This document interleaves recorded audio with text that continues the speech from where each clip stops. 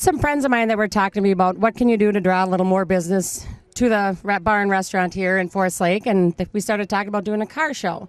And when I started talking to my friends, we figured that the easiest thing to do for a first show would be top 10 all makes and models. Spectators and participants all get to vote. We're doing some free drawings, and all participants get a burger basket. And I've been the owner of Friar for 8 years. I have all this room. I might as well utilize it and get some people together. So I think we got about 40 entries today. So for a first show, I'm pretty proud of that.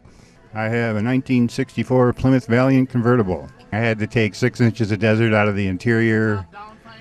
I had to replace body parts, engine, transmission, everything.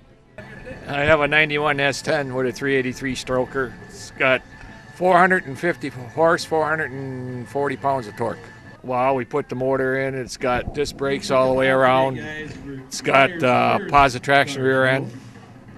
It's a work in progress. I've been working on it since 2008. Basically, all it's left is body and paint.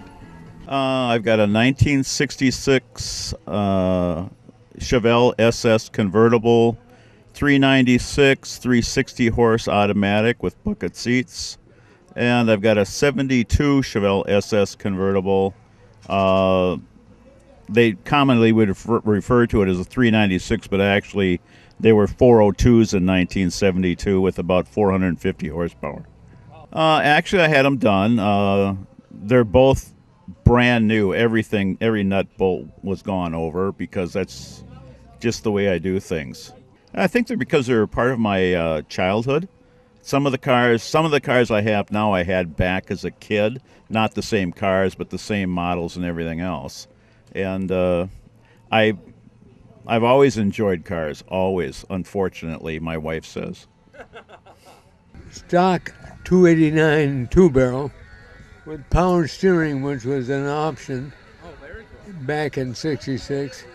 Not many had them, and that's original vinyl top, and it's original color of the paint, even though the paint has been redone. Yeah, it's a 1964 Valiant Signet 200.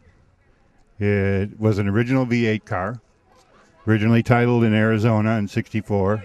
I got it out of the desert and rebuilt it from no doors, no nothing. New top, new interior, new motor. Oh man, I drive it every chance I can get, almost every day. And since I can't drive a motorcycle anymore, I had to get something to get the wind through my hair. So I drive her all the time. 2014 Tesla, made in California. So it's a U.S.-made car. New company that seems to be doing okay. Most of the other new starts, they don't seem to survive. But I think the car is revolutionary. It burns electricity, not gasoline.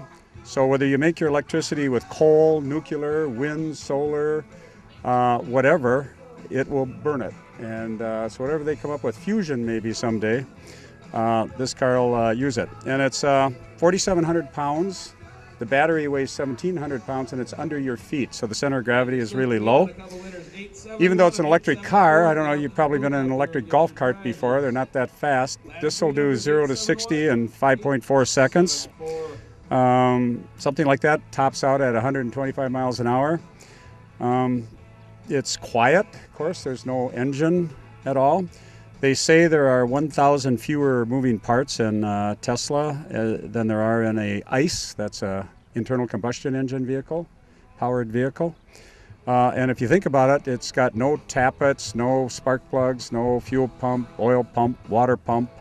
Might have a kind of a water pump for cooling the battery, but no spark plug wires, cylinders, connecting rods, rings, none of that. So it's no gas tank even. Yeah, I think the car is revolutionary. There are no dealerships per se. You order the car on the internet. It burns any kind of fuel that you can generate by whatever means. It's a very safe car, and it's fast and quiet. It's a 1934 Chev 5-window Master Coupe. I call it chrome because it's got a chrome drive shaft, chrome transmission, chrome alternator.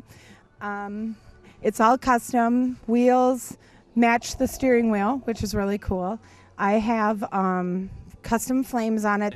Well, it's a 46 Ford that's been street rotted. It has a 71 Chevy 350 motor and a 350 turbo tranny and a Ford 9-inch rear end.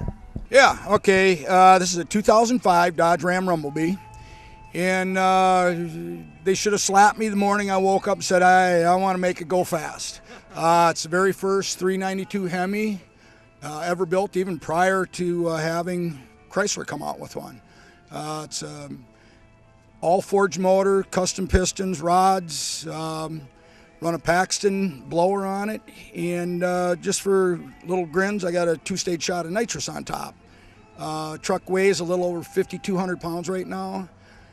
She'll run a quarter and 11 flat. I know it's got a 1090 in it, but well, I'm just taking my time. And but yeah, it's fun. It's a streeter. Gets 14 miles to the gallon on the freeway. She'll suck up about a gallon of fuel in a quarter. But yeah, it's been great. You know, I decided to go this route instead of building another 68, 69 muscle car. And but yeah, it's been a work in progress, and I'm still putzing with it. So.